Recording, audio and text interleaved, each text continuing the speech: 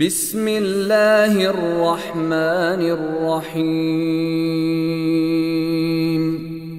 حول ولا قوة الا باللہ العلی العظیم اعوذ باللہ من الشیطان اللعین الرجیم بسم اللہ الرحمن الرحیم الحمد للہ الذی علا فی توحدہ ودنا فی تفردہ وجلا فی شانہ وعظما فی ارکانہ وقہر جمیع الخلق بقدرتہ وبرہانہ والصلاة والسلام علی اشرف الانبیاء والمرسلین حبیب الہ العالمین مولا و مولا الثقلین جد الحسن والحسین مولانا ابی القاسم محمد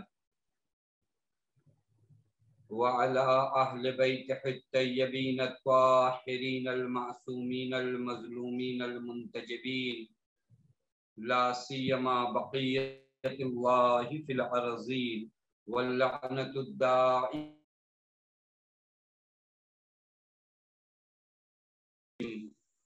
ومنکری فاعلہم وغاصبی حقوقہم اجمعین من العانی لا اللہ الحکیم هو الذی بعث فی الامین رسولا منہم یتلو علیہم آیاتہ ویزکیہم ویعلمہم الکتاب والحکمہ وإن كانوا من قبل لفی ضلال مبین۔ پروردگار عالم کا لاکھ لاکھ شکر ادا کرتے ہیں کہ اس معبود نے ہمیں اور آپ کو اس جلسہ درس میں حاضر ہونے کی توفیق عنایت فرمائی۔ یہ جو دروس آپ کی خدمت میں ان دنوں بیان کیے جا رہے ہیں، یہ درس در حقیقت بنام تزکیہ نفس ہے، جو ایک اہم ٹاپک اور ایک اہم عنوان نہ صرف ہمارے آج کے درس کا ہے، بلکہ یہ اہم ٹاپک ہماری زندگی کا ایک اہم ٹاپک ہے، ہماری زندگی کا ایک اہم عنوان اور ایک اہم ٹاپک تزکیہ نفس ہے۔ گزشتہ جلسے میں آپ کی خدمت میں اس سوال کا جواب دیا گیا کہ اخلاق کیوں ضروری ہے۔ اس سوال کے ضمن میں اس بات کو بھی آپ کی خدمت میں بیان کیا گیا کہ انبیاء علیہ السلام کی بعثت کا مقصد، یعنی انبیاء کو اللہ تعالیٰ نے جس مقصد اور جس ریزن کے تحت بھیجا، ان مقاصد میں سے ایک اہم ریزن تزکیہ نفس ہے، جس کے بارے میں قرآن کریم سورہ آل عمران میں آیت نمبر 164 میں واضح طور پر ارشاد فرماتا ہے۔ گزشتہ جلسے میں بھی اس آیت کریمہ کی تلاوت کا شرف حاصل کیا تھا آپ کی خدمت میں کہ پروردگار عالم ارشاد فرماتا لقد من اللہ علی المؤمنین، اللہ نے مومنین پر منت کی ہے، احسان کیا ہے، اذ بعث فیہم رسولا من انفسہم، کہ اللہ نے انہی میں سے ایک رسول کو بھیجا کہ یتلو علیہم آیاتہ، جو آیات خدا کی ان لوگوں کے سامنے تلاوت کرتا ہے، وَيُزَكِّيهِمْ، اور ان کے نفس کو پاک کرتا ہے۔ تزکیہ نفس یعنی نفس انسانی کو پاک کرنا۔ وَيُعَلِّمُهُمُ الْكِتَابَ وَالْحِكْمَةَ، اور انہیں کتاب و حکمت کی تعلیم دیتا ہے۔ اس آیت کریمہ سے آپ واقعاً اس بات کو بخوبی سمجھ سکتے ہیں کہ تزکیہ نفس اور اپنے روح کو پاک کرنا کس قدر اہم ہے۔ حتیٰ ایک روایت ہے پیغمبر اکرم صلی اللہ علیہ وآلہ وسلم کی، جہاں پیغمبر صراحت کے ساتھ اور واضح لفظوں میں بیان فرما رہے ہیں علیکم بمکارم الاخلاق، یعنی نبی خاتم ارشاد فرماتے ہیں کہ میں تمہیں حسن اخلاق اور حسن خلق کو تم پر واجب قرار دیتا ہوں، یعنی تم حسن خلق کی نسبت ہمیشہ کوشش اور تلاش کرو۔ پھر پیغمبر فرماتے فَإِنَّ اللَّهَ عَزَّ وَجَلَّ بَعَثَنِي بِهَا، اللہ تعالیٰ نے اسی حسن خلق کے لیے، حسن خلق کے لیے مجھے مبعوث کیا ہے۔ یہ ایک روایت جہاں پر امام محمد باقر علیہ السلام ارشاد فرماتے ہیں اِنَّا اکمل المؤمنین ایمانا احسنہم خلقا، مولا فرماتے ہیں کہ مومنین میں اخلاق کے لحاظ سے سب سے، ایمان کے لحاظ سے سب سے کامل وہ شخص ہے جس کا اخلاق سب سے اچھا ہے۔ بہرکیف اس سلسلے میں گزشتہ جلسے میں آپ کی خدمت میں کسی حد تک گفتگو ہوئی۔ آج جو میں آپ کی خدمت میں بیان کرنا چاہ رہا ہوں، جو کہ ہمارا ٹاپک اور موضوع تہذیب نفس ہے، تو آپ سب یہاں جمع ہوئے ہیں، خود میں بھی اپنے نفس کو پاک کرنا چاہتا ہوں، اپنی روح کو پاک کرنا چاہتا ہوں۔ ایک بات شاید آپ کی خدمت میں یہیں پر اگر بیان کر دوں تو بہتر ہوگا، وہ یہ کہ دیکھیے تہذیب نفس کے مرحلے میں ایسا نہیں ہے کہ ایک کپڑا ہے اسے آپ نے دھویا، صاف کیا، پاک ہو گیا، نہیں، تہذیب نفس کا اپنا مرحلہ ہے، اسٹیج ہے، یہ پہلا مرحلہ، پھر اس کے بعد کا مرحلہ، لہذا یہ سلسلہ جاری رہتا ہے۔ کبھی ایسا نہ ہو کہ یہ 4 جلسے جو ہم نے تہذیب نفس کے عنوان سے کیے تو ہم سوچیں کہ اب ہمارا نفس پاک ہو گیا ہے، اب ہماری روح پاک ہو گئی ہے، اب ہمیں تہذیب نفس کی ضرورت نہیں ہے۔ نہیں، یہ سلسلہ ہے، چلتا جائے گا۔ جتنا آپ اس نفس پر کام کرو گے، اس کی پاکیزگی پہ کام کرو گے، یہ پاک سے پاک تر ہوتا جائے گا۔ لہٰذا اس بات کو بریکٹ میں اپنے ذہن میں رکھیے، لہٰذا جو جس بھی پوزیشن پہ ہے اسے تہذیب نفس کی ضرورت ہے۔ ایسا نہیں کہ آپ کہیں کہ فلاں آدمی اب وہ اس مرحلے سے گزر گئے، اب انہیں ضرورت نہیں۔ ہر انسان کو جس بھی مرحلے پر ہے یہ تہذیب نفس میں ترقی ہوتی جاتی ہے، اس کو انسان کو زندگی کے ہر لمحے میں کام کرنا ہوتا ہے۔ یہ ایک بات تھی جو الگ سے تھی، آپ کی خدمت میں عرض کیا۔ اب چونکہ ہم سب یہاں پر جمع ہوئے ہیں تاکہ ایک چھوٹا سا قدم تہذیب نفس کے لیے اٹھا سکیں، میں آپ سب کی خدمت میں عرض کروں کہ وہ لوگ جو اپنے نفس کو، اپنی روح کو، یہ جب میں بار بار نفس یا روح کا ورڈ استعمال کروں تو مراد دونوں ہی ہے، روح کہوں تو نفس، نفس کہوں تو روح، اس چیز کو اپنے ذہن میں رکھیے۔ یہ جو تہذیب نفس کے لیے ہم سب یہاں پر جمع ہوئے ہیں، تہذیب نفس کے لیے، اپنے آپ کو پاک کرنے کے لیے، اپنے نفس کی پرورش کرنے کے لیے سب سے پہلی چیز یہ ہے کہ انسان اپنے آپ کو پہچانے، اپنے آپ سے آگاہ ہو، اپنے نفس کو پہچانتا ہو۔ آج کی دنیا کی سب سے بڑی مصیبت جو ہے وہ یہ کہ انسان کو نہیں پہچانتا، یعنی خود انسانیت کو نہیں پہچانتا۔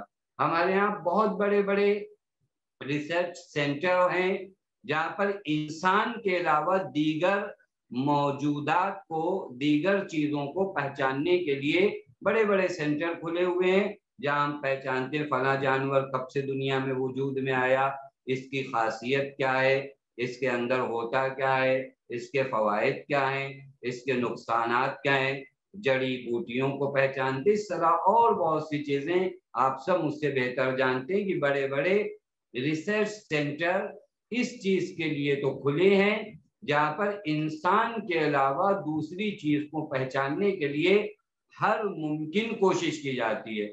لیکن مصیبت یہ ہے کہ اشرف المخلوقات جو خود انسان ہے، اس کو پہچاننے کے لیے کام نہیں ہو رہا ہے۔ یعنی دیگر مخلوقات کو پہچاننے کے لیے کام ہو رہا ہے، وہ دیگر مخلوقات جو انسان کے صدقے میں خلق ہوئی ہیں۔ توجہ فرما رہے ہیں، کیونکہ اللہ تعالیٰ نے خود کہا نا کہ ہم نے شمس و قمر تمام چیزوں کو انسان تمہارے لیے مسخر کیا ہے۔ معلوم ہے تمام چیزیں میرے لیے خلق ہوئی ہیں، میں تمام چیزوں کو پہچانتا ہوں، وہ جسے میں نہیں پہچانتا اپنے آپ کو نہیں پہچانتا۔ لہذا اگر یہ جملہ کہا جائے تو بالکل غلط نہیں ہوگا کہ آج کے اس پیش رفتہ دور میں، آج کے اس ماڈرن زمانے میں، وہ چیز جو ناشناختہ ہے، وہ چیز جو نہیں پہچانی گئی، وہ انسان ہے۔ توجہ فرما رہے ہیں، اور تہذیب نفس کی وادی میں انسان کو پہچاننا بہت ضروری ہے۔ جب تک آپ انسان کو پہچانیں گے نہیں، اپنے نفس کو نہیں پہچانیں گے، اپنی روح کو نہیں پہچانیں گے، اس کو پاک کس طرح کریں گے؟ لہذا پہلا قدم جو ہمیں اور آپ کو اٹھانا ہے کہ اپنی انسانیت کی نسبت ہماری معرفت بڑھنی چاہیے۔ آپ کو میں ایک شعر جو مولائے کائنات سے منسوب ہے، وہ شاید آپ حضرات نے سنا بھی ہوگا، نہایت مشہور شعر جو مولا سے منسوب ہے۔ امام علی علیہ السلام ایک مقام پر دیکھیں مولا انسان کی شناخت اور معرفت کی جانب کس طرح متوجہ فرما رہے ہیں۔ مولا فرماتے اتوأم انک جرم صغیر، اے انسان کیا تو نے یہ گمان کر رکھا ہے، کیا تو یہ سوچتا ہے کہ تو ایک معمولی سا جرم اور کیڑا ہے، ایک معمولی سی موجود ہے، ایک چھوٹی سی موجود ہے۔ مولا فرماتے وہ فی کنتوا العالم الاکبر، ایسا ہرگز نہ سوچنا کہ تو ایک معمولی اور چھوٹی سی موجود ہے، بلکہ تیرے وجود کے اندر ایک عالم اکبر ہے، ایک بہت بڑا ورلڈ ہے، ایک بہت بڑی دنیا ہے تیرے وجود میں۔ یہ حضرت امیر کس جانب متوجہ فرما رہے ہیں؟ وہی انسان کے اس روح کو جو نہیں پہچانا گیا، جسے نفس یا روح کہا جاتا ہے۔ ہماری باڈی، ہمارے جسم کی نسبت آپ دیکھ لیں میڈیکل سائنس میں اس پہ ریسرچ ہوتی ہے۔ میڈیکل سائنس کا پورا کام کیا ہے؟ انسانی جسم کے بارے میں ریسرچ کرے، انسانی جسم کے بارے میں تحقیق کرے، حتیٰ ہم ہڈیوں کے بارے میں بھی جانتے ہیں، نسوں کے بارے میں بھی جانتے ہیں، ہارٹ کے بارے میں بھی جانتے ہیں، لیور کے بارے میں۔ یہ تمام معرفت کہاں کی ہے؟ یہ انسانی جسم کی معرفت ہے، اور اس معرفت کا فائدہ بھی ہوا۔ اس معرفت کا فائدہ کیا ہوا کہ ہم نے انسان کے لیے طرح طرح کی دوائیں آمادہ کر دی۔ اگر باڈی کی معرفت نہیں ہوتی تو یہ اتنی دوائیں جو بنی ہیں وہ اسی لیے بنی۔ طرح طرح کے ڈاکٹر آج آپ کو کونسل کرتے ہیں کہ یہ کھائیے، یہ نہ کھائیے، یہاں جائیے، یہاں نہ جائیے، یہ چیز آپ کے بدن کے لیے مفید ہے، یہ چیز آپ کے بدن کے لیے نقصان ہے۔ یہ پوری شناخت، یہ پوری معرفت جو انسان کے نام کی معرفت ہے، یہ در حقیقت انسان کے جسم کی معرفت ہے۔ یعنی گویا اگر میڈیکل سائنس میں آپ انسان کی نسبت جو معرفت ہے وہ انسانی جسم کی معرفت ہے، لیکن آپ سب یہ جانتے ہیں کہ انسان فقط کسی جسم کا نام تو نہیں ہے، انسان کے وجود میں ایک نفس ہے، ایک روح ہے۔ جس طرح میڈیکل سائنس آ کر جسم انسانی کے لیے جو چیزیں نقصان دہ ہوتی ہیں، جو چیزیں فائدہ رکھتی ہیں، ان کو بیان کرتا ہے، اسی طرح کوئی ایک علم ہونا چاہیے، کوئی ایک ایسی جگہ ہو جہاں ہم روح انسانی کے بارے میں ریسرچ کریں، جہاں پر ہم نفس انسانی کو پہچانیں، جہاں یہ بتایا جائے کہ وہ کون سی چیز ہے جو تمہاری انسانیت کے لیے نقصان دہ ہے، وہ کون سی چیز ہے جس کی وجہ سے تم انسان ہو۔ توجہ فرما لیں، بس پہلا مرحلہ جو ہمیں اور آپ کو اٹھانا ہے وہ ایک ہلکی سی معرفت اپنے نفس کے بارے میں ہو۔ توجہ فرما لیں، انسان ہے تو ایک حقیقت، لیکن اس حقیقت کے لیے کئی روح ہیں، دو روح آسان کہیے، جسم اور روح، جسم و نفس۔ مرتبے ہیں، وہی پر انسان کو پہچاننا ہے۔ انسان کی ابتدا کہاں سے؟ اب یہ سوال تو میرے خیال سے واضح ہو گیا کہ نفس انسانی کو پہچاننا ضروری ہے، چونکہ آپ تزکیہ نفس کرنے جا رہے ہو، نفس کو پاک کرنے جا رہے ہو، لہذا آپ کو نفس انسانی، روح انسانی کا پہچاننا ضروری ہے۔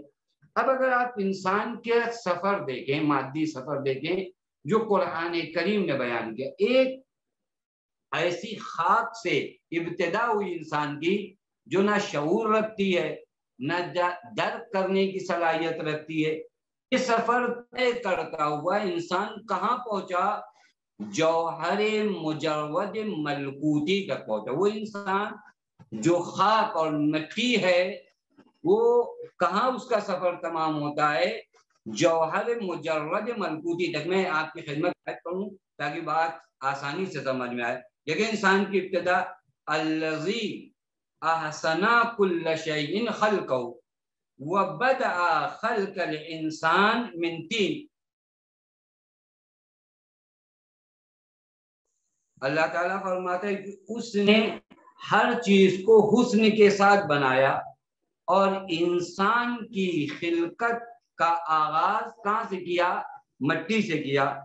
پھر اس کے بعد ثم جعل نسلہ من سلالۃ من ماء مہین۔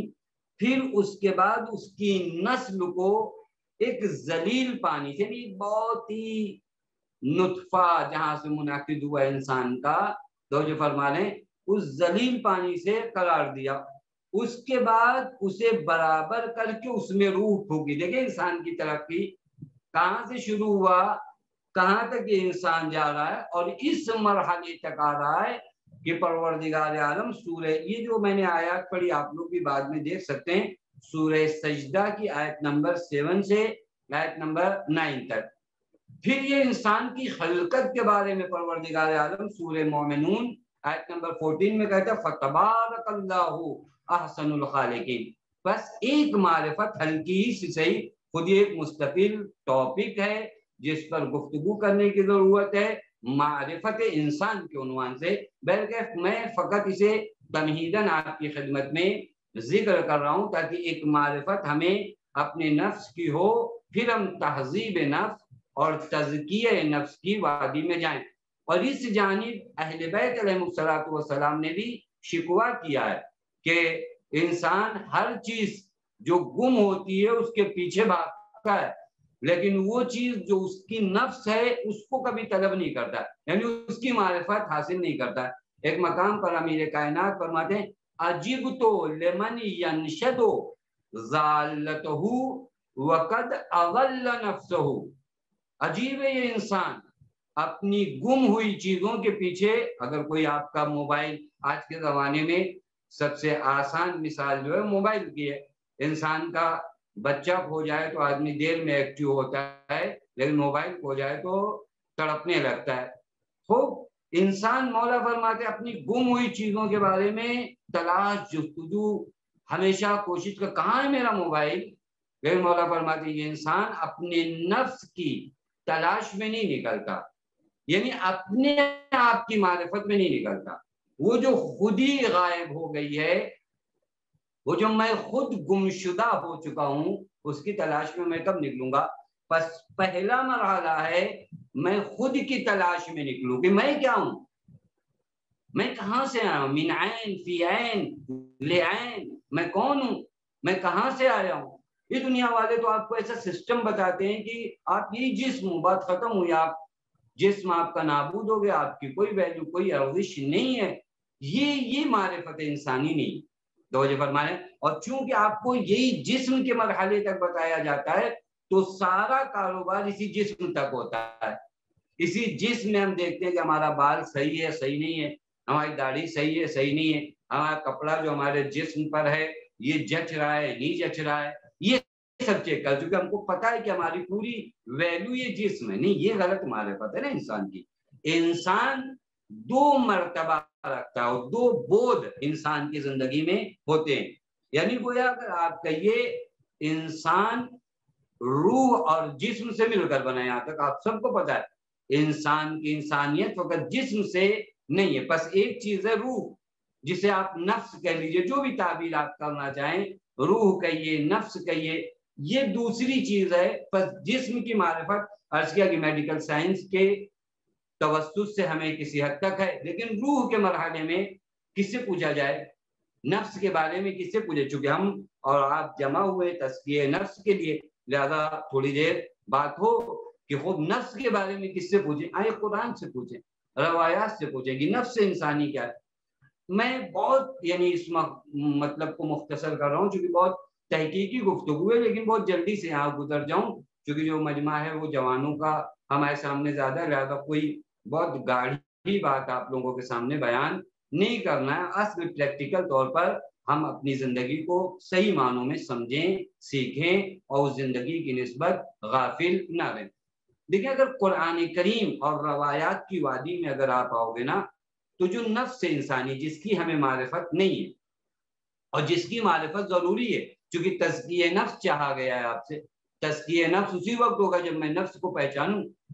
نفس کو اگر آپ قرآن اور روایات میں دیکھو گے نا، تو نفس کے سلسلے میں بعض آیات وہ ہیں جو مدح کرتی ہیں نفس انسانی کی، بعض روایات میں بہت تعریف ہوئی ہے نفس کی، یعنی ایسی آیات اور روایات آپ کو ملیں گی جہاں پر نفس کی تعریف ہوئی ہے، وہیں پر وہ آیات و روایات بھی ہیں جس میں نفس کی مذمت بھی ہوئی ہے۔ اب کیا کیا جائے؟ یعنی ہم نفس کی معرفت کو نکلے، گویا آپ اپنے آپ کو ابھی یہ سمجھو کہ آپ نفس کی معرفت کو نکلے ہو۔ نفس کی معرفت میں جب آپ کہیں اور تو نہیں جا سکتے نا دنیا والوں کے پاس، خود قرآن اور روایات کی وادی میں آتے ہیں کہ قرآن اے روایات آپ ہمیں بتاؤ کہ نفس کسے کہتے ہیں۔ تو جب ہم نفس کو سمجھنے کے لیے قرآن اور روایات میں آتے ہیں تو قرآن اور روایات میں دو طرح کی آیات ملتی ہیں، ایک وہ آیات قرآن میں جو نفس کی تعریف کرتی ہیں، دوسری طرف سے وہ آیات جو نفس کی مذمت کرتی ہیں۔ اسی طرح روایات میں بھی وہ روایات ہیں جو نفس کی مدح کرتی ہیں، تعریف کرتی ہیں، اسی طرح وہ روایات ہیں جو نفس کی مذمت کرتی ہیں۔ میں فقط نمونے کے طور پہ آپ کی خدمت میں پیش کر دوں ایگزامپل، وگرنہ یہ خود ایک بحث ہے۔ مثلا قرآن کریم سے جب روح کے بارے میں، وہی نفس، روح کے بارے میں جب سوال کیا گیا، آپ قرآن کریم کو دیکھیے، سورہ اسراء آیت نمبر 85، یسألونک عن الروح، آپ سے سوال کرتے ہیں روح کے بارے میں، قل روح من امر ربی، دیکھیں کتنی مبارک چیز ہے، کہو کہ یہ روح امر رب میں سے، تو جو فرما رہے ہیں یہ قرآن تعریف کر رہا ہے نفس و روح انسانی کی۔ یا حتیٰ ایک مقام پر روایات کی وادی میں آؤ اور تعریف دیکھو نفس کی، تو مولا کائنات فرماتے ہیں ان النفس لجوہرۃ ثمینہ من صانها رفعها ومن ابتولها وضعها۔ مولا فرماتے ہیں نفس انسانی، روح انسانی ایک بہت عظیم چیز ہے، ایک گوہر گراں بہا ہے، یعنی بہت قیمتی ہے، توجہ فرما رہے، بہت قیمتی، بہت زیادہ قیمتی ہے۔ اگر کسی نے اس کی حفاظت کی تو وہ ترقی کرے گا، اور اگر کسی نے اس کی حفاظت نہیں کی تو وہ اس نفس کو نابود کر دے، برباد ہو جائے گا۔ یعنی ترقی وہ کرے گا جو نفس کی حفاظت کرے گا، ذلت و رسوائی کا وہ شکار ہوگا جو نفس کو کیا نام ہے دیکھ بھال نہیں کرے گا۔ پس دیکھ رہے ہیں نفس کی تعریف ہو رہی ہے۔ دوسری طرف سے اگر آپ آئیے تو وہ آیات و روایات بھی ہیں جن میں نفس کی مذمت کی جا رہی ہے، جہاں نفس کو ایک ایسی موجود بتایا جا رہا ہے جو شرارت کرتی ہے، جو یعنی گویا یہ بتایا تمام برائیاں اسی نفس سے نکلتی ہیں، تمام برائیاں اسی نفس سے نکلتی ہیں، تمام برائیوں کی جڑ یہی نفس ہے۔ قرآن کریم کے سورہ نازعات آیت نمبر 40 و 41 میں اگر آپ دیکھیے، وَأَمَّا مَنْ خَافَ مَقَامَ رَبِّهِ وَنَهَى النَّفْسَ عَنِ الْهَوَىٰ فَإِنَّ الْجَنَّةَ هِيَ الْمَأْوَىٰ۔ اس میں دیکھیے، اور جس نے رب کی بارگاہ میں حاضری کا خوف پیدا کیا اور اپنے نفس کو خواہشات سے دور رکھا تو جنت اس کا ٹھکانہ اور مرکز ہے۔ یہاں دیکھیں نفس کو کہا گیا کنٹرول میں رکھنے کا، خواہشات سے دور کر رکھنے کا۔ یا آپ سب نے جناب یوسف کے نام پہ جو سیریل بنا تھا، وہ کم سے کم آج آسان ہو گیا ہمیں مثال دینے میں۔ وہاں پر اگر آپ سورہ یوسف کی آیت نمبر 53 میں جا کر قرآن کھولیں اور سورہ یوسف آیت نمبر 53 اگر آپ دیکھیے تو وہاں پر یہ آیت کریمہ ہے، جناب یوسف اپنے نفس کے بارے میں فرماتے ہیں وَمَا أُبَرِّئُ النَّفْسَ وَمَا أُبَرِّئُ نَفْسِي إِنَّ النَّفْسَ لَأَمَّارَةٌ بِالسُّوءِ إِلَّا مَا رَحِمَ رَبِّي۔ جناب یوسف کہتے ہیں اور میں اپنے نفس کو بھی بری نہیں قرار دیتا کہ نفس بہرحال برائیوں کا حکم دیتا ہے۔ بس اس آیت کریمہ میں اگر آپ دیکھیے نفس کی برائی ہو رہی ہے۔ اسی طرح روایات میں آئی تو پیغمبر فرماتے ہیں اِنَّا أَعْدَ عُدُوَّكَ نَفْسُكَ الَّتِي تَحْتَ بَيْنَ جَنبَيْكَ، یہاں پر نفس کی برائی ہے۔ یہ ایک مقام پر مولا کائنات فرماتے ہیں إِنَّ النَّفْسَ لَأَمَّارَةٌ بِالسُّوءِ فَمَنْ ائْتَمَنَهَا خَانَتْهُ۔ مولا فرماتے ہیں نفس برائی کا حکم دیتا ہے، جس نے اس پر بھروسہ کیا یعنی جس نے اسے امین جانا اس کے ساتھ اس نے خیانت کیا۔ وَمَنْ اسْتَنَامَ إِلَيْهَا أَهْلَكَتْهُ، جس نے اس پر اعتماد کیا اس نے نفس نے اسے ہلاک کر دیا۔ وَمَنْ رَضِيَ عَنْهَا، جو اپنے نفس سے راضی ہو گیا۔ أَوْرَدَتْهُ شَرَّ الْمَوَارِدِ، تو اس نفس نے اسے بہت بری جگہ پہنچا دیا۔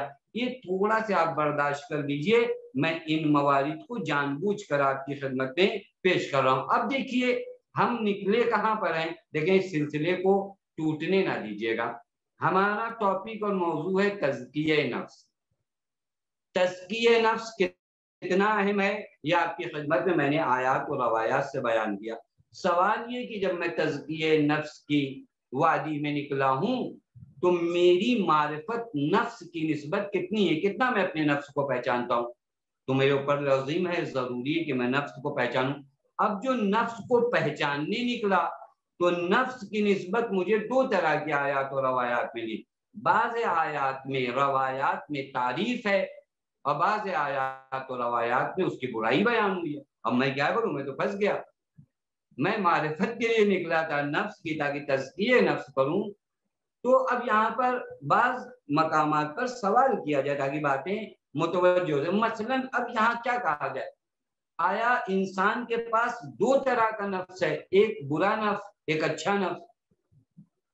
تو جو فرمایا دو نفس کا انسان مالک ہے، یا یہ کہیے کہ قرآن کی آیات میں ٹکراؤ ہے، قرآن اور روایات میں ٹکراؤ؟ تو یہ بھی نہیں ہو سکتا، ٹکراؤ وہاں نہیں ہے۔ اسی طریقے سے یہ بھی کہنا غلط ہے کہ انسان کے پاس دو نفس ہے، نہیں دو نفس نہیں، ایک نفس ہے، ایک نفس ہے، ایک روح ہے۔ تو خوب پھر یہ آیات و روایات میں کبھی تعریف اور کبھی برائی کا معنی کہ ایک ہی چیز کی تعریف بھی ایک ہی چیز کی برائی بھی، کہاں یہیں پر توجہ کرنے کی ضرورت ہے۔ کیوں ہے؟ بس آیات و روایات میں ٹکراؤ بھی نہیں ہے، نفس بھی دو نہیں ہے کہ ہم کہیں کہ جو تعریف ہو رہی ہے ادھر والے نفس کی ہو رہی ہے اور جو برائی ہو رہی ہے وہ ادھر والے نفس، ایسا کچھ بھی نہیں، دو نفس ایک نفس ہے۔ لیکن اس نفس کو اب بہت توجہ کریں، جواب کیا ہوگا؟ اس نفس کے دو مرتبے ہیں۔ کتنے مرتبے؟ دو اسٹیج ہیں۔ ایک اسٹیج جسے میں تھوڑا سے اگر گاڑی زبان یہاں نہ بولوں تو مسئلہ کام نہیں حل ہوگا۔ دو بود ہیں، شاید اسٹیج کو آپ بود سمجھ سکتے ہیں۔ دو بود ہیں، ایک ہے بود حیوانی، حیوانیت یعنی یہی نفس ہے لیکن اس کے دو اسٹیج ہیں، ایک حیوانیت ہے ایک انسانیت ہے۔ وہ جس بود کی اور جس اسٹیج پر نفس کی برائی ہو رہی ہے وہ اسی بود حیوانیت کی ہو رہی ہے، اور اس نفس کی اچھائی اور تعریف ہو رہی ہے وہ نفس کے اس اسٹیج کی ہو رہی ہے جہاں یہی نفس بود انسانیت کو جلوہ گر ہوتا ہے۔ تو جو فرمایا بس نفس ایک ہے، نفس ایک ہے، اس نفس کے بود دو ہیں، بود حیوانیت اور بود انسانیت۔ وہ جو نفس کی تعریف ہے وہ بود انسانیت کو لحاظ کر کے، وہ جو مرمت ہے وہ بود حیوانیت کو نظر میں رکھ کے تو جو فرمانے۔ اور اگر آپ دیکھو نا یہیں پر تہذیب نفس کا بھی مسئلہ، تزکیہ نفس کا بھی مسئلہ شاید واضح ہو جائے۔ اگر آپ دیکھو نا تو یہ دونوں کا ٹکراؤ ہے، بود حیوانیت کیا چاہتا ہے کہ میرے ڈیمانڈ پورے کیے جائیں، سارے ڈیمانڈ کس کے پورے کیے جائیں؟ میرے جتنے ڈیمانڈ ہیں وہ پورے کیے جائیں۔ اور اگر انسان یہاں پر اس کے کنٹرول میں چلا جاتا ہے تو حیوانیت کے جتنے ڈیمانڈ وہ سب پورے کرتا ہے، انسانی ویلیوز کو وہ خاطر میں نہیں لاتا۔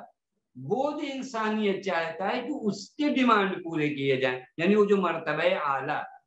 تزکیہ نفس کا معنی یہی ہے کہ بود حیوانیت کے ڈیمانڈ پورے کرنے کے بجائے وہ نفس کا جو مرتبہ اعلیٰ یعنی بود انسانیت ہے اس کے ڈیمانڈ کو پورا کرو۔ پر مطلب واضح ہوا یا نہیں واضح ہوا؟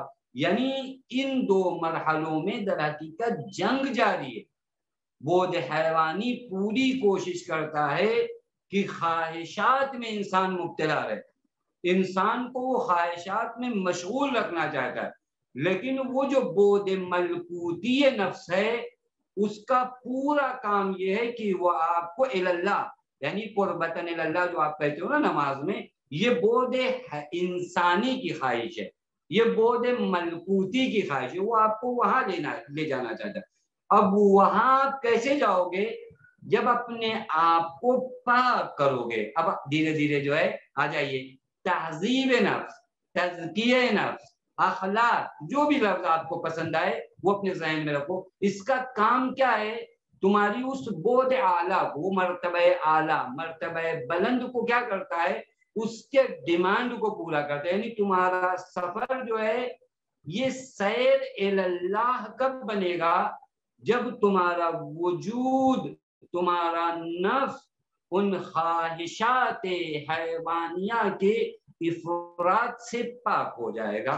تو جو فرمایا آپ نے، اور یہیں پر شاید اگر ایک جملہ کہا جائے، اسی مرتبہ اعلیٰ پر جب انسان فائز ہوتا ہے، اس مرتبہ اعلیٰ کی ڈیمانڈ کو پورا کرتا ہے، تو کہا جاتا ہے اب ہم انسان کو ایک حیات طیبہ، یعنی یہ میری جو زندگی ہے اس زندگی کے علاوہ ایک زندگی۔ کون سی زندگی آگا؟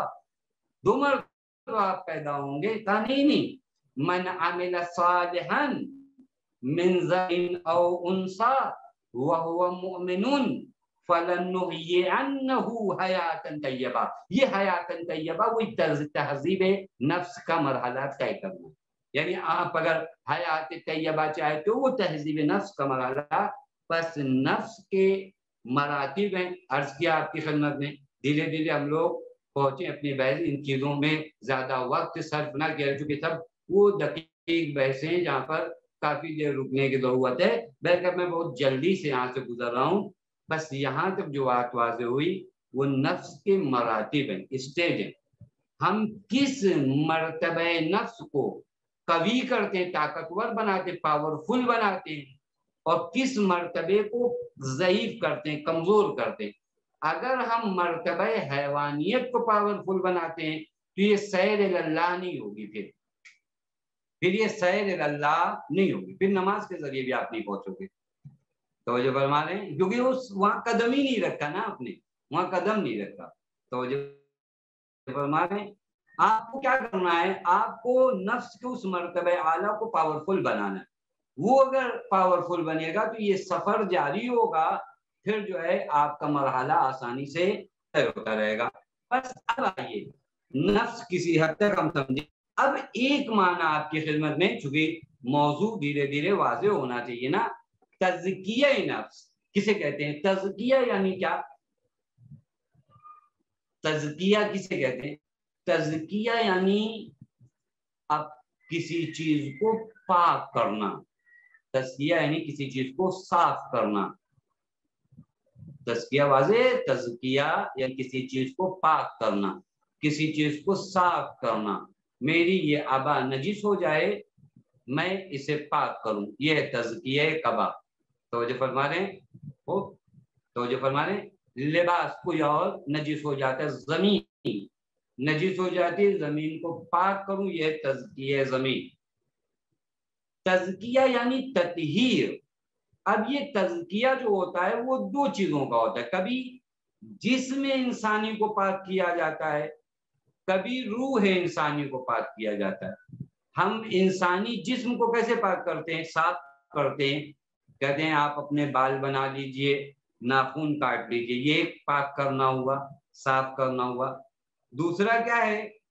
مثلا آپ کے بدن پہ، کپڑے پر کیا ہو جائے، پیشاب، خون لگ جائے، اسے پاک کر لو، یہ بھی تطہیر ہے۔ تیسرا مرحلہ کیا ہے؟ مجنب ہیں، حالت جنابت میں غسل کر لیں، یہ بھی پاک کر لو، پر جسم کی پاکیزگی ہے۔ اسی طرح روح انسانی کی پاکیزگی ہے، جس طرح جسم انسان کو تزکیہ اور پاکیزگی کی ضرورت ہے، اسی طرح روح انسانی کو کس طرح پاک کرتے ہیں؟ وہ اخلاق، وہ صفات جو ہمیں خدا سے دور کرتے ہوں، انہیں اپنے وجود سے پاک کرنا، انہیں اپنے وجود سے دور کرنا، اسی کا نام ہے تزکیہ۔ جھوٹ مجھے خدا سے دور کرتا ہے، غیبت مجھے خدا سے دور کرتی ہے، الزام تراشی مجھے خدا سے دور کرتی ہے۔ یہی تزکیہ، یہی اپنے آپ کو پاک کرنا ہے۔ یہ پاکیزگی انسان کی روح میں جتنی آئے گی، اتنا یہ روح طاقتور ہوتی جائے گی۔ دیکھا ہے آپ نے کبھی کبھار، میں مثال دوں، آپ سفر کر کے آئے ہو نا بہت دور سے، مٹی، گرد و غبار، یہ بامبے کی لائف میں اتنے دھوئیں، اتنے پالوشن، جب آپ آتے ہیں تو آپ کے بدن میں عجیب کیفیت ہوتی ہے، عجیب تھکاوٹ ہوتی ہے، عجیب سستی ہوتی ہے۔ خوب آپ جاتے ہیں واش روم جو ہے، ایک مرتبہ نہاتے ہیں، آپ فریش محسوس کرتے ہیں۔ کیا کرتے ہیں؟ فریش محسوس کرتے ہیں۔ کیوں؟ وہ دھول کیچڑ جو آپ کے بدن پہ لگا ہوا تھا وہ صاف ہوا تو آپ نے فریش محسوس کیا۔ اسی طرح روح انسانی پہ بھی بہت کیچڑ لگے ہوئے ہیں، بہت غلاظتیں لگی ہوئی ہیں۔ تزکیہ نفس یعنی انہی غلاظتوں کو اپنی روح سے صاف کرنا، تاکہ یہ روح نشاط کا احساس کرے۔ وقت نماز ہم کیوں بوجھل ہو جاتے ہیں؟ نماز کا وقت ہے، عجیب بدن میں درد ہے، عجیب یہ کیوں؟ یہ روح گندی ہے، غلیظ ہو گئی، اسے فریش کرو، اسے صاف کرو۔ دیکھو نماز کے وقت کا انتظار کرو گے آپ، تو جو فرما رہے ہیں بس یہ ہے تزکیہ نفس۔ اور واقعاً یہ اہم کام اس قدر ہے کہ انسان کی کامیابی کا راز قرآن نے کیا بیان کیا؟ قد افلح من توقع۔ یہ ایک دوسرے مقام پہ قرآن کیا کہتا ہے؟ قد افلح من زکاھا وقد خاب من دساھا۔ بس یہاں تک آپ کی خدمت میں یہ بیان ہوا تزکیہ نفس کسے کہتے ہیں۔ ظاہراً وقت اگر ہو، ہاں ابھی وقت ہے، ہم جلدی ان باتوں کو آپ کی خدمت میں عرض کرتے ہیں۔ وہ یہ کہ اب تک جو آپ کی خدمت میں بیان ہوا، کیا بیان ہوا کہ ہم جو انسان ہیں، ہم پر تزکیہ نفس کیوں ضروری ہے اور کیوں لازم ہے۔ میں تزکیہ نفس کرنے جا رہا ہوں تو پہلے میں اپنے نفس کے بارے میں پہچانوں، اپنے نفس کو پہچانوں، اپنے آپ کو پہچانوں کہ میں فقط یہ ہڈی اور گوشت میرے وجود کا نام نہیں ہے، ہم الجھے ہوئے ہی، بلکہ ہمارے وجود کا نام ہڈی اور گوشت ہے نہیں، ہماری ایک سب سے بڑی، ہماری وجود جس سے وابستہ ہے وہ روح اور نفس ہے۔ روح و نفس کی بھی مراتب آپ کی خدمت میں عرض کیا، تزکیہ نفس کا معنی بھی آپ کی خدمت میں بیان کیا۔ اب آئیں معرفت نفس کسی حد تک جاننے کے بعد، پہلا قدم جو میں اٹھاؤں راہ تزکیہ نفس میں، وہ کیا ہونا چاہیے؟ تو جو پہلا قدم جو انسان تزکیہ نفس میں، یعنی میں اپنے آپ کو پاک کرنا چاہتا ہوں، اپنے وجود کو پاک کرنا چاہتا ہوں، اپنے وجود سے روح زخمی ہو گئی ہے، اس روح کا علاج کر کے سیر اللہ کرنا چاہتا ہوں۔ اور سیر اللہ کے لیے پہلا قدم میں کیا اٹھاؤں؟ پہلے قدم کا نام ہے توجہ۔ کیا نام ہے پہلے قدم کا؟ توجہ، بیداری۔ علم اخلاق کی زبان میں کہو تو یقظہ، توجہ فرما رہے ہیں، بیداری، یقظہ، توجہ، ہوشیار ہونا، غفلت کی نیند سے اٹھنا، یہ پہلا قدم ہے، پہلا قدم تزکیہ نفس میں۔ یعنی وہ لوگ جو سلوک اللہ کرنا چاہتے ہیں، بیداری ضروری ہے، کیونکہ جب تک انسان بیدار نہیں ہوگا، اپنے بارے میں غور و فکر نہیں کرے گا، اس وقت اس کے اندر کوئی تبدیلی اور بدلاؤ اور چینجنگ آنے والی نہیں ہے۔ قرآن کریم سورہ رعد آیت نمبر 11 میں کیا فرماتا ہے؟ ان اللہ لا یغیر ما بقوم حتی یغیر ما بانفسہم، خدا کسی قوم کو چینج نہیں کرتا، بدلتا نہیں، مگر یہ کہ وہ خود چاہیں۔ یعنی پہلا کام کیا ہے؟ بیدار ہونا۔ بیدار نہیں ہوں گا تو راہ تزکیہ نفس طے نہیں کروں گا۔ خود قرآن کریم سورہ روم میں آیت نمبر 52 میں پیغمبر اکرم صلی اللہ علیہ وسلم کو مخاطب کر کے کہتا ہے کہ فَإِنَّكَ لَا تُسْمِعُ الْمَوْتَىٰ، اے ہمارے ابھی باپ ان مردوں کو، یعنی یہ جو غفلت کی نیند سو رہے ہیں، انہیں آپ اپنی آواز نہیں سنا سکتے۔ تو جو فرمایا بس پہلا کام کیا ہے؟ بیداری۔ اب دیکھیں اب یہ یہاں سے پریکٹیکل لائف شروع ہو۔ میں تزکیہ نفس کے لیے آیا ہوں، کیا کروں؟ بیدار ہو جاؤں۔ نیند میں تزکیہ نفس نہیں ہوتا، غفلت کی نیند کمبل اوڑھ کر سویا ہوں تزکیہ ہوگا نہیں، ایسے نہیں ہوگا۔ پہلا کام تو بیدار ہونا۔ وہ مجھے بیدار کون کرے گا؟ میں اٹھوں کیسے؟ کہاں جاؤں اٹھنے کے لیے؟ اٹھنے کے لیے بھی کوئی کام، ہم سوتے ہیں نا، سوتے وقت الارم لگاتے، کوئی چیز ہو جو ہمیں اٹھا دے۔ بعض لوگوں کی نیند ہوتی ہے، حتیٰ بعض کتنی خطرناک ہو، ان کے اوپر پانی پھینکو آپ اٹھانے کے لیے۔ تو جو فرما رہے ہیں اسی طرح میں کہاں جا کر اٹھوں؟ مجھے کون اٹھائے گا؟ ضروری بھی اٹھوں گا نہیں تو تزکیہ نفس کے لیے نکلوں گا نہیں۔ اٹھائے گا کون مجھے؟ کون مجھے بیدار کرے گا؟ دیکھیں اب اس کو پریکٹیکل کریے اپنی لائف میں۔ پہلی چیز جو انسان کو خواب غفلت سے اٹھاتی ہے اس کا نام قرآن۔ کون سی چیز؟ قرآن کریم، قرآن مجید۔ یہ پہلی چیز ہے جو انسان کو خواب غفلت سے اٹھاتی ہے۔ وہ جو گہری نیند میں انسان سویا ہوا ہے، وہ آئے قرآن کی آیات میں تدبر کرے، فکر کرے، یہ قرآن سے اٹھائے گا نہیں۔ وہ آئے کریمہ ہے سورہ یونس آیت نمبر 57 میں، قد جاءتکم موعظۃ من ربکم وشفاء لما فی الصدور، تمہارے رب کی جانب سے یہ قرآن نہیں، یہ موعظہ ہے۔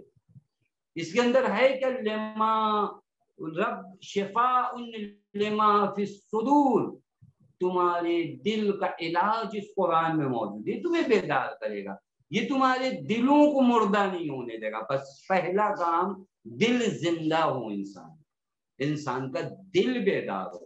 یہ کام کرے گا کون؟ قرآن۔ قرآن دوسرے مقام پہ کہتا ہے سورہ نحل آیت نمبر 90 میں قرآن کہتا ہے یعظکم لعلکم تذکرون، قرآن کا کام ہی ہے یاد دلانا، بیدار کرنا، بیدار کرنا۔ یہ ایک دیگر مقام پر قرآن سورہ آل عمران میں آیت نمبر 138 میں کہتا ہے کہ وَهَذَا بَيَانٌ لِلنَّاسِ وَهُدًى وَمَوْعِظَةٌ لِلْمُتَّقِينَ، قرآن آگاہی کا سبب ہے، قرآن بیداری کا سبب ہے۔ داستانیں موجود ہیں، آپ آزاد دیکھ سکتے ہیں، کیونکہ ہم لوگوں کے پاس وقت بالکل نہیں رہ گیا ہے، تھوڑا سے زیادہ بھی وقت ہو گیا، میں معذرت بھی چاہتا ہوں۔ آپ ایک داستان یہاں پر شعوانہ نامی عورت کی جو کوفے میں رہتی تھی، فسق و فجور میں مبتلا تھی، لیکن قرآن کی ایک آیت نے اسے کیا کر دیا؟ بدل دیا۔ بس تہذیب نفس میں، تزکیہ نفس میں پہلا کام بیداری ہے، انسان جاگے۔ جگائے گا کون؟ قرآن۔ ایک قرآن، دوسرے جو ہمیں جگانے کے لیے ہے وہ ہیں فضائل اور مصائب اہل بیت علیہ السلام، جو ہماری مجلسوں میں ہوتا ہے۔ اسی لیے امام معصوم نے کیا فرمایا؟ من جلس مجلسا یحییٰ فیہ امرنا لم یمت قلبہ یوم تموت القلوب۔ ہم جب اہل بیت علیہ السلام کے فضائل و مصائب سنیں، ان کے اصحاب کے فضائل سنیں، سرکار سید الشہداء کے اصحاب کے فضائل سنیں، تو ہمارے اندر ایک بیداری آنا چاہیے، وہ یہ کہ سرکار سید الشہداء کے اصحاب جس طرح اپنے وقت کے امام کے لیے تڑپ رہے تھے، اور جس قدر ان کے اندر وفاداری تھی، ایثار تھا، جذبہ قربانی کا، ہمارے وجود میں کیوں نہیں ہے؟ یہ جب آپ سوچو گے تو آپ کو بیدار ہونا پڑے. تیسری چیز جو آپ کو بیدار کرتی ہے، وہ جو قصے، وہ کہانیاں ہیں ان لوگوں کی جو بیدار ہوئے ہیں، انہیں آپ ہسٹری سمجھ کے مت پڑھو، ان کو عبرت کے لیے پڑھو. ان کو کس لیے پڑھو؟ عبرت کے لیے. چوتھی چیز جو آپ کو بیدار کرتی ہے وہ آپ کی معاشرت ہے. معاشرت یعنی کن کے ساتھ آپ اٹھتے بیٹھتے ہو. کبھی کبھار آپ سوئے ہوئے لوگوں کے ساتھ اٹھتے بیٹھتے ہو، وہ جو خود سویا ہے وہ آپ کو اٹھنے نہیں دے گا، اٹھائے گا نہیں، وہ خود سویا ہے. بیدار انسانوں کے پاس آپ اٹھو بیٹھو تاکہ یہ آپ کو بیدار کر سکے. بس قرآن کریم، اہل بیت علیہ الصلوۃ والسلام کے فوائد و مسائل، پھر اس کے بعد وہ کہانیاں، وہ قصے جو قرآن مجید اور دینی اور اسلامی ہیں، جہاں پر غفلت سے لوگ بیدار ہوئے ہیں، ان کو عبرت کے ساتھ پڑھنا. چوتھی چیز ہماری نشست و برخاست. والسلام علیکم ورحمۃ اللہ وبرکاتہ. ظاہراً وقت زیادہ ہو گیا، آپ حضرات معاف فرمائیں گے، سوالات اگر ہوں تو بیان کریں.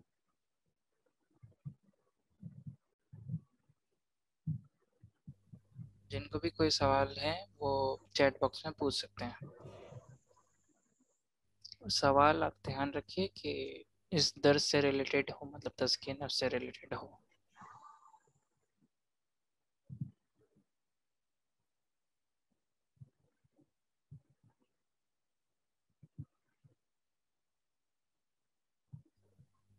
پہلا سوال آگاہ آپ سے پوچھ رہے ہیں کہ روح اور نفس میں کیا فرق ہے؟ عرض کیا کہ ابھی تک جو آپ کی خدمت میں بیان کیا وہ روح اور نفس ایک ساتھ استعمال ہوا.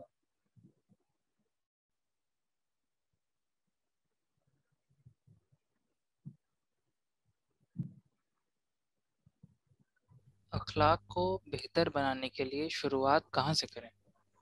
احسن تم. آج کا درس اتفاق سے ہم لوگوں کا جو ہے یہاں سے ہی آغاز ہوا کہ ہم اپنے اخلاق کو بہتر بنانے کے لیے، یعنی ہم بیدار ہیں. پہلا کام ہو گیا کہ ہم جو ہے اپنے آپ کو تیار جان رہے ہیں کہ ہم اپنے اخلاق کو بہتر بنائیں. خب اخلاق کو بہتر بنانے کے لیے پہلی کام جو مجھے کرنا ہے وہ انشاءاللہ آئندہ جب دروس میں بھی ذکر کریں گے. پہلا کام توبہ ہے، بازگشت ہے، یعنی لوٹ کر آنا ہے. یعنی ہم جو بہت آگے چلے گئے ہیں معصیت خدا میں، وہاں سے لوٹنا ہے. اور میں چونکہ شاید یہ انہوں نے جو بھی سوال کیا ہے وہ اگر جوان ہیں تو ان کی خدمت میں عرض کروں، اخلاق کو بہتر بنانے کے لیے پہلا قدم کیا معلوم ہے؟ آپ گناہوں کے بعد اپنے آپ کو پاک نہ کرو، گناہوں سے بچو. کیونکہ بچنا آسان ہے، نسبت میں آ جانے کے بعد دور کرنا. لہذا پہلا قدم ہے کہ اپنے آپ کو ایسی جگہ سے دور رکھا جائے جہاں سے گناہ ہمارے اوپر حملہ آور ہوتے ہیں.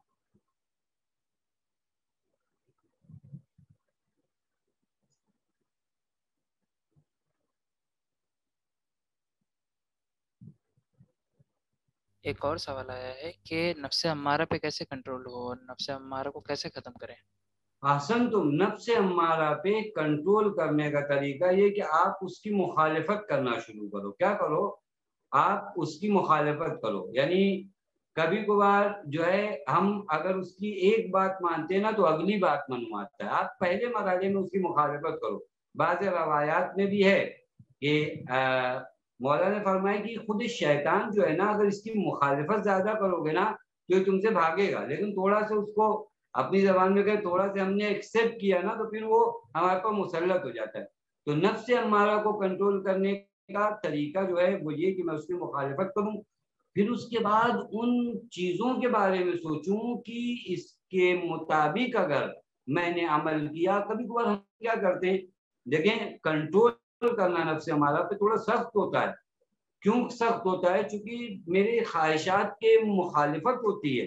یہ بالکل ایسے ہی کہ ایک دوا جو کڑوی ہے مجھے کھانا ہے، چونکہ آئندہ کو میں نظر میں رکھ رہا ہوں. لہذا نفس امارہ پہ کنٹرول کرنے کا بہترین طریقہ اس کے عواقب کے بارے میں سوچوں کہ اگر میں اس کام کو کرتا ہوں تو ہو سکتا ہے یہ لذت تھوڑی سی مدت کے لیے ہو، لیکن اس لذت کا جو اثر میری زندگی پر ہوگا وہ بہت بڑا اثر ہے۔ لہٰذا یہاں پر جب انسان مطلب جھوٹ بولنا بہت آسان ہے، زبان نہیں لایا ہم نے جھوٹ بولا، یہ مزہ بھی آیا، ہو سکتا ہے دو چار لوگوں نے ہنسا ہو، خوب آپ کی پوزیشن بنی ظاہر ہے نا، لیکن یہاں پر آپ اس کے عواقب کے بارے میں سوچو کہ آپ کتنے قدم پیچھے ہوتے ہو، تو یہاں پر آپ آسانی سے نفس امارہ پر کنٹرول کر سکتے ہو۔ مخالفت زیادہ کریے، حتیٰ اور بھی طریقے ہیں، انشاءاللہ اگر وقت رہا تو میں آئندہ جلسوں میں بھی بیان کروں گا۔ نفس امارہ تھوڑا سا پریکٹیکل بھی اس کو کریے، مثلا پہلی چیز میں اپنے آپ سے ایک ایگریمنٹ کروں، مشارکہ جسے آپ کہتے ہیں نا، ایک ایگریمنٹ کہ اگر میں نے یہ گناہ کیا نہیں کروں گا، پھر اگر کیا تو میں شرط کرتا ہوں کہ میں مثلا یہ کروں گا، پھر اس کے بعد واچ کروں، مراقبہ کروں، یعنی واچ کروں، اس کو یوں نہیں چھوڑوں۔ کبھی کبھی ہوتا ہے جانے دو ہوا، نہیں، آپ اس کو باقاعدہ واچ کریے، مراقبہ کریے۔ ایک سوال یہ ہے کہ مطلب ان کا سوال تھوڑا سا ایک کنڈیشن کے بیس پہ میں اس کو ایسا بتاتا ہوں کہ کوئی اگر ہم سے برا کرے، کوئی برا اخلاق ہم سے پیش کرے، تو ہم اس کو کیسے اخلاق میں مطلب ہم کیا رسپونڈ کریں اس کو؟ یہ بھی بہترین سوال ہے۔ دیکھیے پیغمبر اکرم صلی اللہ علیہ وآلہ وسلم کی حیات طیبہ، معصومین علیہ الصلوۃ والسلام کی زندگی ہم لوگوں کے سامنے، تو جو فرمانے، اور آپ سب کو وہ واقعات اور وہ داستانیں، وہ ہسٹوری یاد ہے کہ اہل بیت علیہ الصلوۃ والسلام نے کیا برتاؤ کیا، اور آپ جانتے ہیں کہ سب سے اچھا برتاؤ جو ہوگا وہ اہل بیت کریں گے۔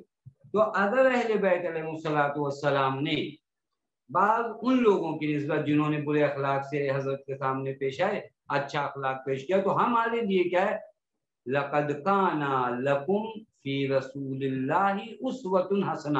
اللہ نے کنڈیشن نہیں لگائی یہاں کہ سن 2021 میں زندگی گزارنے والوں کے لیے سیرت رسول حجت نہیں ہے، یعنی لقد کان لکم فی رسول اللہ اسوۃ حسنہ، نمونے کامل ذات پیغمبر ہے۔ لہٰذا آپ ذات پیغمبر کو دیکھیے کہ وہ لوگ جنہوں نے پیغمبر کے ساتھ برائی کی، پیغمبر ان کے ساتھ کس طرح پیش ہے۔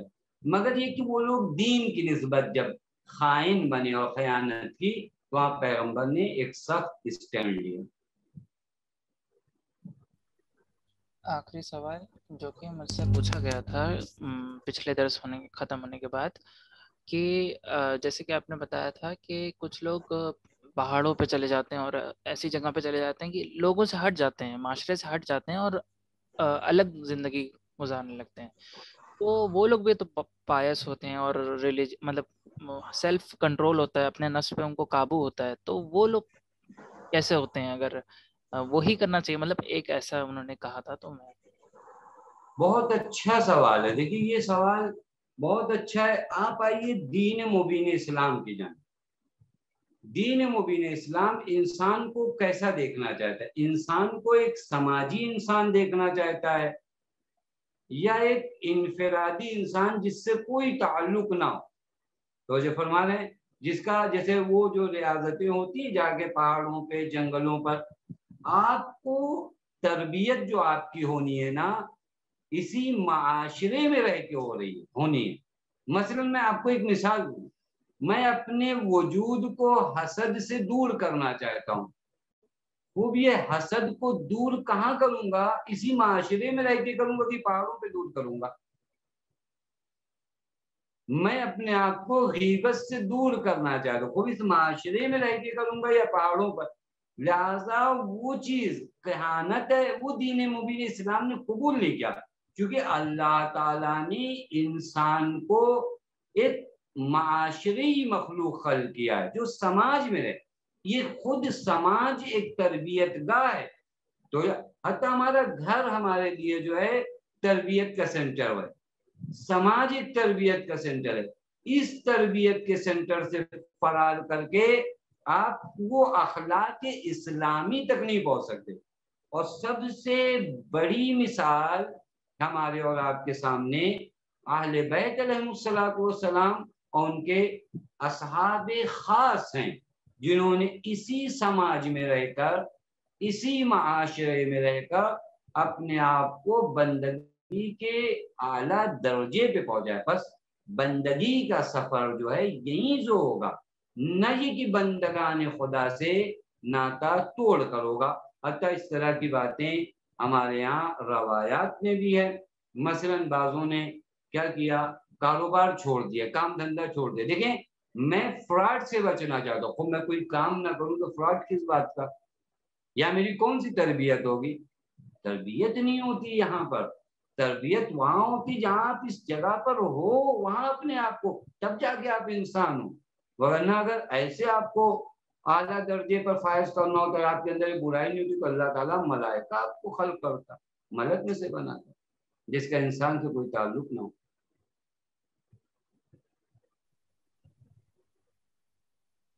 الحمدللہ اب ہم اس درس کو یہاں ختم کرتے ہیں. ماشاءاللہ آگا آپ نے یہ درس بھی بہت ہی بہترین، اور نوجوانوں نے بھی اس درس کو سنا. کچھ الحمدللہ. پوچھ رہے ہیں، آپ کی آواز کم آ. السلام علیکم. السلام علیکم. الحمدللہ یہ درس بھی بہت بہترین رہا، اور نوجوانوں نے اس درس کو بھی سنا. آپ سے سارے مولانا کمال خان صاحب کے بہت شکر گزار ہیں کہ انہوں نے یہ درس بھی دیا، اور اس وقت معین وقت پہ کہ 9 بجے آتے ہیں وہ درس دیتے ہیں. تو آپ سارے نوجوانوں سے یہ، اور جتنے بھی پارٹیسپینٹ ہیں ان سے گزارش ہے کہ اس کی قدر کریں آپ، کہ آپ زوم لیکچر پہ اٹینڈ کریں، اور زیادہ سے زیادہ کوشش کریں کہ اس کو مطلب اٹینٹیو رہیں اس میں، کیونکہ مولانا بھی اپنا جو وقت ہے، امپورٹنٹ وقت ہے، وہ نکالتے ہیں آپ کے لیے. تو آپ بھی ان کے لیے ایک ہفتے میں 1 گھنٹہ نکال سکتے ہیں. اور ایک اور گزارش ہے کہ میرے پاس جو ڈیٹا ہے اس کے حساب سے کہ ہماری بہنیں اس میں زیادہ ہیں لیکن برادران کم ہیں، جیسے کہ مجھے دکھ رہا ہے میرے جو ڈیٹا آیا ہے. تو میں آپ سے ریکویسٹ کروں گا کہ آپ کے بھی بھائی ہوں گے، کسی کے بیٹے ہوں گے، تو ان سے آپ گزارش کہ آپ ان کو بولیے کہ اس درس میں جوائن کریں. آپ کو کوئی ایسا کام نہیں ہے کہ آپ 1 گھنٹہ 1 ہفتے میں نہیں دے سکتے ہیں، وہ بھی معین وقت ہے، کوئی مسئلہ نہیں ہے، اور اس وقت اتنا کام بھی نہیں رہتا. تو میں گزارش کروں گا کہ ہماری محنت ہے، آگاہ اس وقت آتے ہیں، تو آپ تھوڑا سا اس کو یوٹیلائز کریں اور اس وقت پہ درس میں آئیں. انشاءاللہ پھر اگلے درس میں ملاقات ہوتی ہے، تب تک کے لیے التماس دعا. السلام علیکم ورحمۃ اللہ.